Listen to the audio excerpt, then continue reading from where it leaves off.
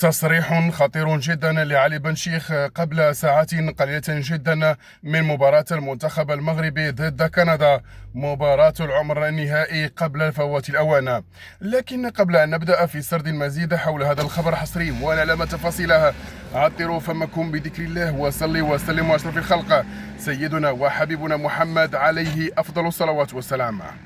بعد دقائق قليلة جدا من مباراة العمر النهائي قبل الأوان، نعم إنها كندا ضد المغرب، فبعد أن انتصر عليها المغرب في كأس قطر 2022 اليوم تأتيها الرد السريع من عند المغرب. المغرب إن شاء الله سوف يفوز على كندا ب2-0، ويرى مراقبون بأن علي بن شيخ سوف يشجع المنتخب المغربي في رسالة واضحة بأن المغرب هو الأفضل في أوروبا، وبأن المغرب هو الأفضل في أفريقيا إن شاء الله. رسالة إلى الجماهير المغربية: شجعوا المنتخب المغربي، فهو منتخب قوي جدا وسوف يفوز على كندا.